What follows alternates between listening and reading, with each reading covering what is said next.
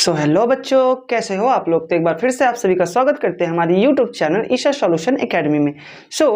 हम आपको बताना चाहते थे कि ये जो हमारा चैनल है इस पे हमने बायोलॉजी और अंग्रेजी के बहुत सारे वीडियोस बनाए हैं।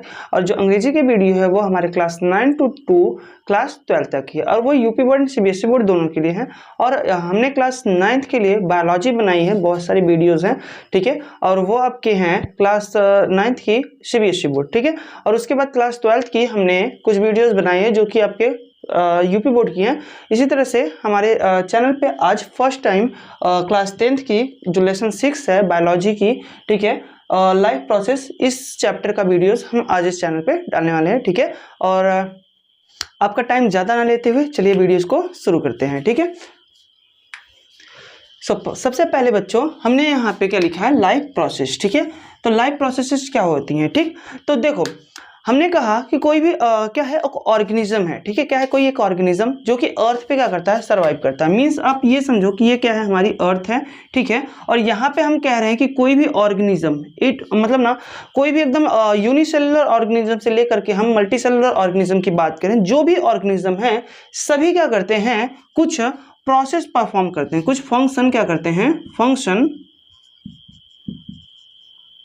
परफॉर्म करते हैं, कुछ फंक्शन को क्या करते हैं, वो परफॉर्म करते हैं, ठीक है।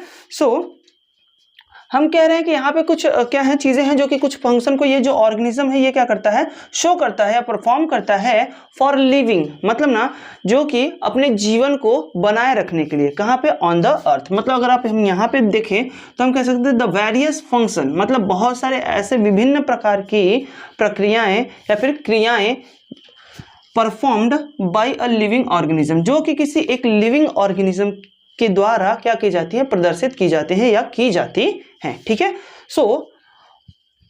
टू मेंटेन दियर लाइफ, ताकि वह अपने जीवन को क्या कर सके, बनाए रखे, ठीक है। हमने कहा कि the various function performed by a living organism on to maintain their life on the earth, मतलब इज कॉल्ड लाइफ प्रोसेसेस, ठीक है। मींस आप यहाँ पे समझ सकते हो, फिर से देख लो बच्चों कि हमने यहाँ पे क्या बताया आपको कि द वेरियस फंक्शन, मतलब विभिन्न प्रकार की फंक्शन, प्रक्रियाएं जो कि परफॉर्म्ड की जाती है किसी लिविंग ऑर्गेनिज्म द्वारा, ठीक है, जो कि किसी लिविंग ऑर्गेनिज्म द्वारा क्या की जाती हैं, बहुत सारे ऐसे फंक्शन जो कि परफॉर्म किए जाते हैं to maintain their life on the earth, ताकि वो अर्थ के ऊपर, इस अर्थ के ऊपर अपने लाइफ को क्या कर सके, मेंटेन करके रख सके, बनाए रख सके, ठीक है। वो जो लिविंग ऑर्गेनिज्म है और वो जो फंक्शन परफॉर्म करते हैं, उन्हीं फंक्शन को हम लोग क्या कहते हैं, लाइफ प्रोसेसेस कहते हैं, ठीक है। समझ में आ गया बच्चों कि लाइफ प्रोसेसेस क्या होते हैं, ठीक।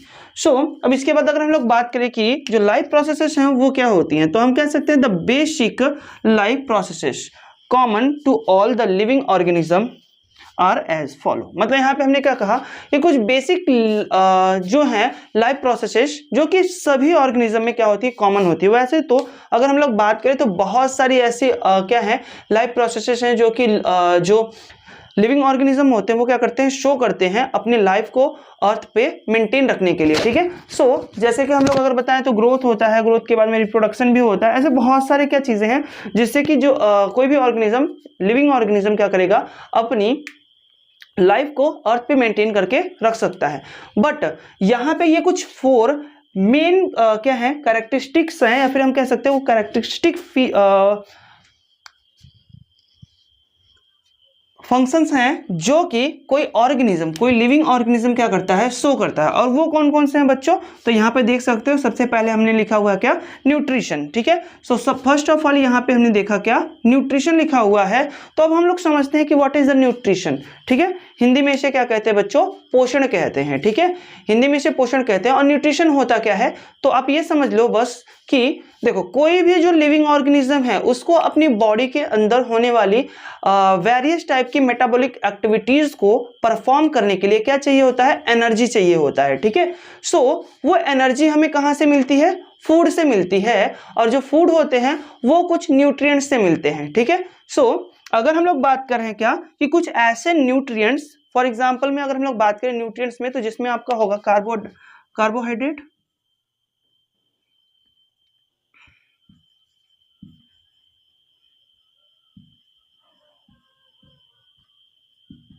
Carbohydrate,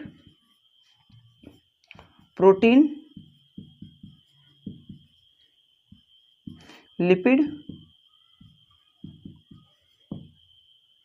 minerals etc. ठीक है, ये जो है क्या है, कुछ ऐसे न्यूट्रिएंट्स हैं, और इन न्यूट्रिएंट्स को हम लोग क्या कहाँ से लेते हैं, हम लोग इन न्यूट्रिएंट्स को लेते हैं कहाँ से बच्चों, फूड से लेते हैं। कहाँ से लेते हैं, फूड से।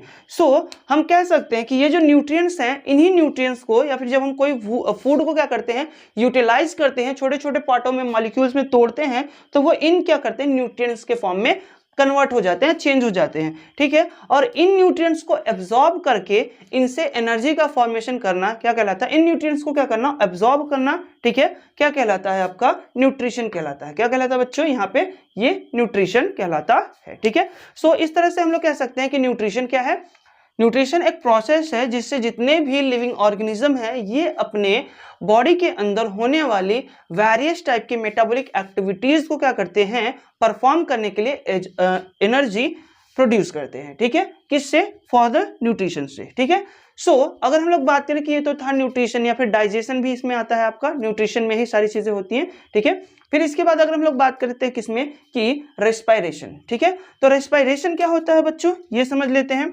देखो, रेस्पिरेशन अगर हम लोग कहें कि आप लोग अगर कहोगे कि हम आपसे पूछे कि बताओ रेस्पिरेशन क्या होता है, तो आप लोग कहोगे कि सर सांस लेना, अब हम इनहेल कर रहे हैं और एक्सहेल कर रहे हैं। ठीक है, तो ये हो जाएगा आपका रेस्पिरेशन। बट ऐसा नहीं है, ये आपका रेस्पिरेशन नहीं कह सकते, इसको तो हम लोग ब्रीदिंग कहते हैं।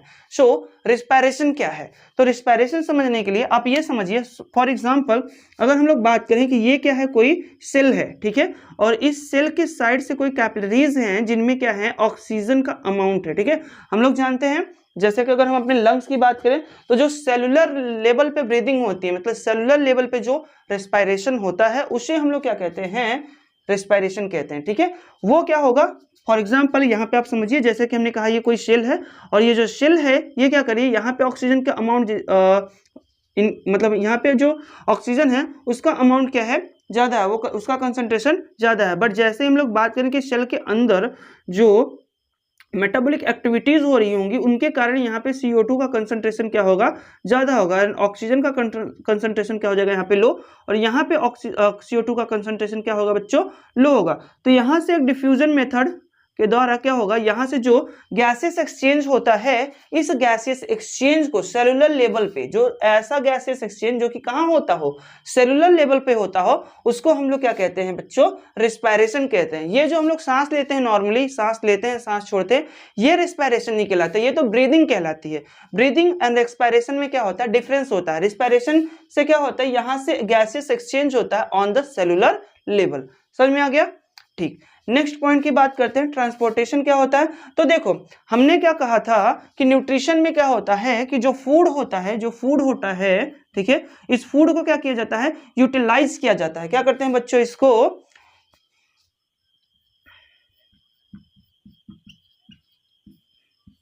फूड को क्या करते हैं, यूटिलाइज करते हैं। और जब हम इसको क्या करते हैं, यूटिलाइज कर देते हैं, तो ये क्या करते हैं, छोटे छोटे न्यूट्रिएंट्स में टूट जाते हैं, और फिर इन न्यूट्रिएंट्स को क्या किया जाता है, अब्सॉर्ब कर लिया जाता है।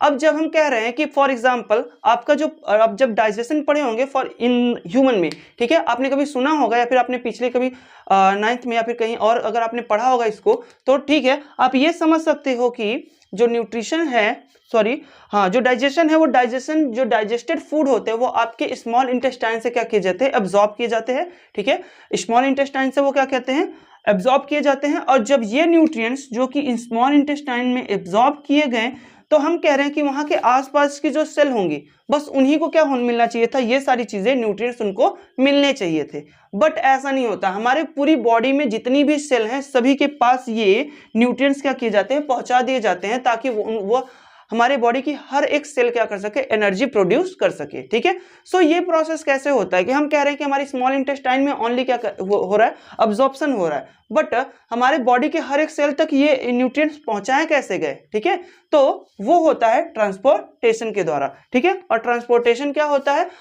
जो अब्जॉर्ब किया हुआ न्यूट्रिएंट्स हैं या फिर जो मॉलिक्यूल्स हैं, उनको बॉडी के हर एक सेल तक पहुंचाना। ठीक है, बॉडी के हर एक सेल तक पहुंचाना क्या कहलाता है बच्चों, ट्रांसपोर्टेशन कहलाता है। ठीक है, तो ये आपका था ट्रांसपोर्टेशन, ठीक है। और ट्रांसपोर्टेशन के किसके द्वारा होता है, ये आपका होता है ब्लड के थ्रू, ठीक है। जो ब्लड है उसके थ्रू आपके बॉडी के हर एक सेल तक क्या किया जाता है, आपके न्यूट्रिएंट्स को क्या किया जाता है, पहुंचा दिया जाता है, ठीक है। तो ट्रांसपोर्टेशन समझ में आ गया। अब हम लोग बात करेंगे किसकी, एक्सक्रीशन की। सो एक्सक्रीशन क्या होता है, ठीक है।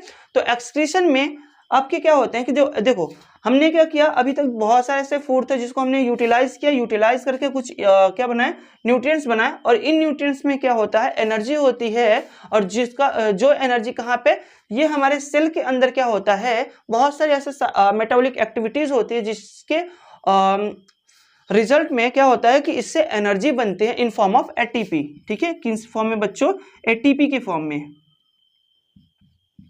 एटीपी के फॉर्म में क्या होती है, एनर्जी प्रोड्यूस होती है। बट अगर हम लोग देखें तो क्या ऑल जितना भी हमने फूड ईट किया था, मतलब जितना भी हमने फूड को खाया था, क्या वो सभी फूड यूटिलाइज होकर के सभी का एब्जॉर्प्शन हो जाता है या फिर कुछ मटेरियल बच भी जाते हैं। तो हाँ, यहाँ पे कुछ ऐसे भी मटेरियल होते हैं जो कि डाइजेस्ट नहीं हो पाते, या फिर हम उसको कह सकते हैं क्या है, वो अनडाइजेस्टेड फूड होते हैं, ठीक है। या फिर वेस्ट मटेरियल जो कि बॉडी में रहना जरूरी नहीं है, मतलब बॉडी से उसको बाहर निकाल देना होता है। So the process by which waste material is excel on the body, ठीक है। मतलब ऐसी चीजें जिससे कि हम लोग क्या करते हैं कि जो वेस्ट मटेरियल होता है बॉडी के अंदर का, उसको हम लोग क्या करते हैं, शरीर से बाहर निकाल देते हैं। इसी प्रोसेस को क्या कहा जाता है, एक्सक्रीशन कहा जाता है, ठीक है।